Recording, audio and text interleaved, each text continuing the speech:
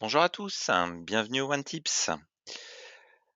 Alors, merci de votre fidélité, en tout cas pour tous ceux qui nous suivent en direct, et merci à tous ceux qui relisent les vidéos qui sont publiées chaque semaine. Ça fait plaisir d'avoir une audience qui augmente un petit peu tout le temps. Alors aujourd'hui, pour ce One Tips numéro 41, on va voir comment va pouvoir utiliser les paramètres de partage pour des fichiers qui sont soit stockés, soit générés par OneBase. Parce que finalement, on se rend compte que OneBase va permettre de stocker tout un tas d'informations, des textes, des visuels, un certain nombre de données qui sont essentielles à l'organisation de la communication de l'enseigne. Et finalement, OneBase, c'est le rond-point, c'est la bibliothèque, c'est le stockage de toute cette information-là, mais on a besoin de le partager.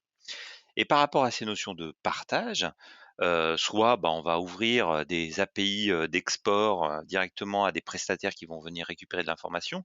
Sinon, bien souvent, et c'est la majorité des cas quand même, et des partenaires nous demandent de faire des exports de ces données-là pour les mettre à leur disposition. Et ben, on va voir comment va pouvoir paramétrer ces notions de récupération d'informations sans forcément leur donner un login de OneBase, mais sans forcément non plus surcharger les boîtes mail. Allez, un petit rappel sur les bonnes pratiques pour ceux qui nous rejoignent. Si vous avez des questions, n'hésitez pas à utiliser la petite bulle chat qui permet de poser des questions et j'essaierai d'y répondre à la fin de la session. Promis, à midi, on libère tout le monde, sauf si vous avez des questions particulières. Je serai là pour continuer à dialoguer avec vous. Allez, je vais sur ma base de test de vous montrer ces éléments-là. Alors, je vous demanderai juste de couper votre micro pour ceux qui sont activés. Voilà. Merci beaucoup, Virginie. Donc, on va se mettre dans un contexte où finalement on a notre agence web qui dit moi j'ai besoin de faire une animation sur tous les fournisseurs qui sont partenaires avec ma propre enseigne. Donc, ce que va faire le gestionnaire OneBase finalement, c'est d'extraire ces contacts avec ces logos. Donc, on va dans Données export. On va faire un export de type fournisseur. Alors ça fonctionne avec tous les types d'export, hein, c'est pas que cela. Nouvel export. Et là, on va dire, je veux exporter tous mes fournisseurs. Alors, je vais me limiter aux 100 premiers. Hein, je peux me limiter aux 50 premiers pour aller plus vite. Je mets mon modèle qui va bien. Et là, je dis, j'ai besoin à la fois des fiches fournisseurs, mais également des images. Donc là, je dis, j'ajoute mes images. Mais par rapport à ça, cette notion d'ajout d'images, soit si on définit, par exemple, si on met 1, OneBase va créer une file de téléchargement pour aller chercher directement sur le FTP. Soit je mets 200, en l'occurrence, je dis qu'il va me créer un zip avec les 200 premières images, ce qui suffira parce qu'on a fait un contexte où on cherche les 50 premiers. Donc ça ira largement. Je peux monter à 9999 si je veux, mais ça va me faire une plus grosse archive. Donc là, je vais extraire et générer ce fichier-là.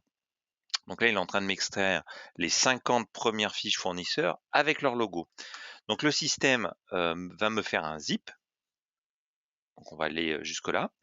Et là, j'ai deux possibilités. Donc pour envoyer cet élément-là à mon partenaire, c'est soit je télécharge le fichier, c'est-à-dire que vraiment je le mets sur mon poste de travail et je vais pouvoir l'envoyer. Soit j'utilise ces fonctions-là. Je ne sais pas si vous avez déjà remarqué ce bouton-là. C'est un bouton de partage qui crée un lien qui va permettre à un utilisateur qui n'a pas de compte OneBase de pouvoir venir récupérer le fichier. Donc là, si on est sur cet exemple-là, si je veux un lien qui ait une durée de vie uniquement de la journée, je vais utiliser ce lien-là. Si je veux que mon lien soit conservé 48 heures, je vais utiliser ce lien-là. 7 jours, ça va être ce lien-là. 30 jours, ça va être ce lien-là. Et illimité, ça va être ce lien-là. Donc si on met 7 jours, ça fonctionne exactement de la même manière que si vous utilisez WeTransfer. Un WeTransfer, vous avez déjà remarqué qu'il y avait une durée de validité de 7 jours. Et bien là, c'est exactement la même chose. La personne va pouvoir récupérer ce fichier-là pendant 7 jours maximum. Après, la clé de sécurité va être complètement perdue. Donc si je copie ce lien-là, que je peux aller coller, alors pour vous simuler, pour vous montrer, je vais aller dans un autre navigateur. Ce navigateur, je vais me le mettre en navigation privée, navigation privée pour être sûr que, je connaisse pas les éléments. Donc là, ça me crée un lien vers mon OneBase. Il me dit exactement où est-ce que se trouvent les éléments et il va me mettre un lien d'expiration et une clé de sécurité. Et c'est ça qui fera que quand on va cliquer sur l'élément, bah, je vais pouvoir télécharger ou pas ce fichier-là. Donc là, il me télécharge mon fichier comme si, je n'avais aucun login, pour arriver à cet élément-là. Donc c'est vraiment, intéressant parce que ça va me permettre de se dire: «Bah, finalement, il va pas garder ce lien-là indéfiniment». Je vais comme ça pouvoir contrôler, les éléments de partage. Donc ces éléments de partage sont infinis. C'est-à-dire que si finalement je veux récupérer un export d'il y a 3 semaines et que cet export d'il y a 3 semaines, je veux lui donner une clé de sécurité de 1 jour, ça marche quand même. D'accord? Ça fonctionne, de manière, toujours, indéfinie sur ces éléments-là. Donc pensez bien à utiliser ces liens-là pour donner une clé de sécurité, surtout si vous l'envoyez à quelqu'un qui n'a pas de login et de mot de passe dans OneBase. Une autre application que l'on va pouvoir, trouver, c'est lorsque, vous avez une Mbox, donc déjà, il faut être dans un contexte où, vous avez une Mbox et vous avez paramétré un certain nombre d'informations, hein, sur cette Mbox où en fait on va stocker dans nos réponses des fichiers. Le contexte, c'est quoi? C'est je suis, une enseigne, multi-points de vente et je demande à mes points de vente de personnaliser, un certain nombre de documents.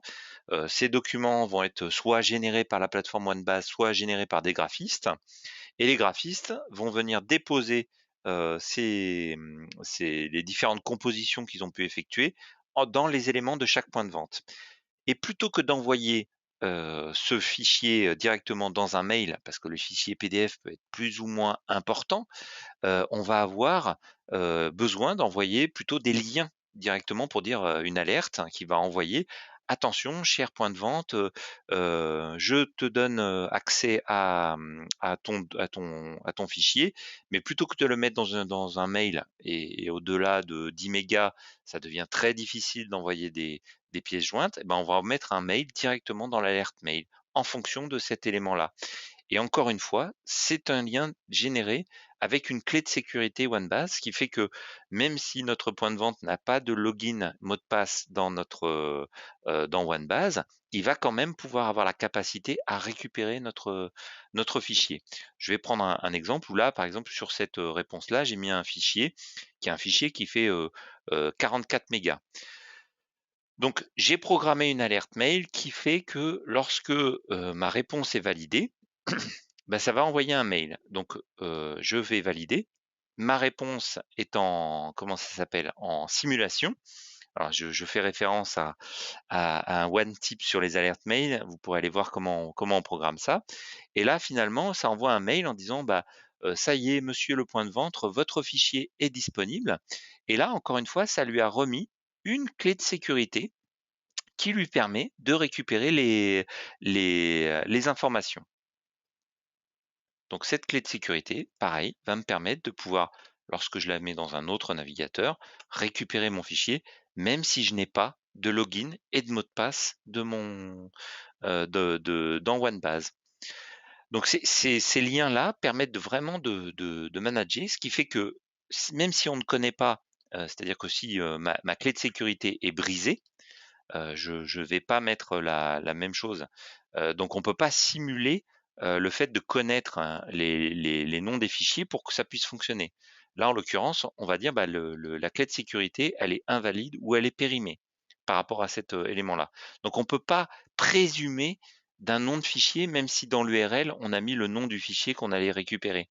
Parce que c'est une combinaison, un peu comme, sur les clés de cryptage, hein, que l'on peut avoir, sur, nos cartes bancaires ou, la clé de sécurité d'un code EAN, d'un GENCODE directement dans les numéros de 13 positions. Voilà, c'était, le one tips sur la notion de clé de sécurité sur les fichiers qui sont générés ou stockés dans OneBase. Donc à chaque fois qu'on stocke quelque chose, on a ce lien-là qui nous permet de générer ces différents éléments. Donc quand on le fait par défaut le lien de sécurité, il se met quand on l'envoie par mail, il se met à 30 jours. Donc si vous voulez réduire ça, il faut mettre un paramétrage, complémentaire si on dit, bah, que la clé de sécurité doit être, moins important. Est-ce que vous avez des questions par rapport à ce que je vous ai présenté ce matin? Alors pour le moment, je n'en ai pas, mais n'hésitez pas à poser, des questions si vous avez des éléments. Un petite info, importante sur au niveau du support, Emma, va ah, j'ai une question. Très bien, Virginie, merci Virginie. Emma, attend un heureux événement. Donc elle va s'absenter un moment et c'est Adrien, alors pas le même Adrien, c'est un autre Adrien, qui prend sa place. Donc pour l'instant, ça fait un moment qu'ils sont en mode tuilage, un peu tous les 2. Ils vont passer encore un peu de temps ensemble, en mode, tuilage et le temps que Emma, revienne, ce sera Adrien qui va s'occuper de vous au support. Une information, importante pour la semaine prochaine, on va parler de ce qui est de l'exploitation, de voir quelles sont les entités qui utilisent un champ. Donc c'est intéressant de participer à ça et c'est dès mardi prochain, 30 novembre qu'on va parler de cette, nouveau concept.